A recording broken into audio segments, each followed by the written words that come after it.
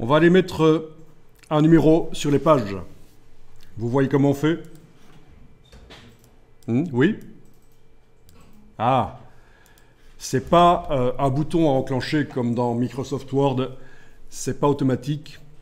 Il va falloir le faire manuellement, mais par rapport à Word, ici, ça pourra avoir un aspect vraiment personnalisé comme on veut.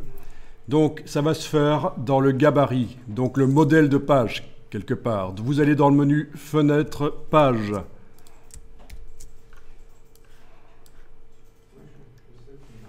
Donc ce document, on est en train de le mettre au point, de l'améliorer. Et bien entendu, à chaque fois que vous avez un travail de mise en page à faire, vous n'êtes pas obligé de démarrer de zéro et de positionner des blocs de texte, des colonnes, des images, etc. Vous pouvez faire un peu ce qu'on a fait, ce qu'on a vu précédemment avec les templates, avec les modèles qui étaient disponibles sur le site Adobe.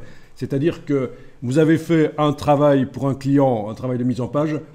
Pour un autre client qui n'a rien à voir, vous pouvez très bien redémarrer de la première mise en page que vous avez faite pour le premier client et adapter. On ne va pas réinventer chaque fois, recréer tout.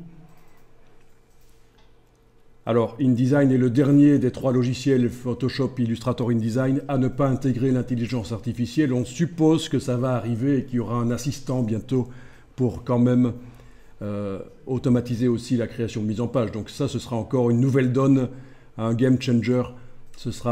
C'est assez attendu quand même. Alors, actuellement, les pages, elles utilisent le gabarit A.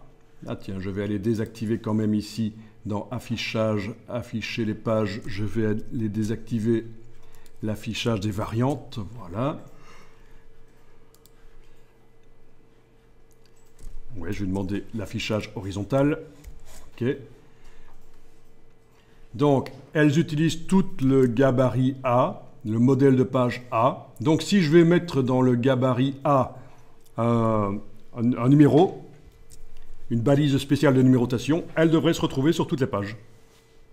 Et ce serait un peu plus pratique pour quand même, quand on passe d'une page à l'autre, voir visuellement sur la page sur laquelle on est.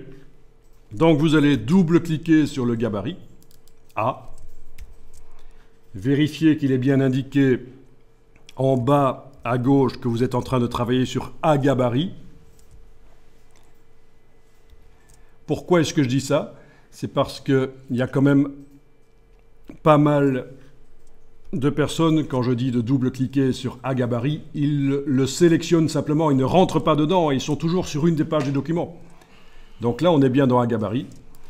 On va dans la palette des calques et on va créer un calque spécialement pour la numérotation. Donc vous cliquez sur le signe plus, le calque est là, je vais l'appeler numérotation. À quoi ça sert de mettre la balise de numérotation spécialement sur un calque pour elle? Ça sert à faire en sorte qu'elle apparaisse systématiquement au-dessus des éléments des pages.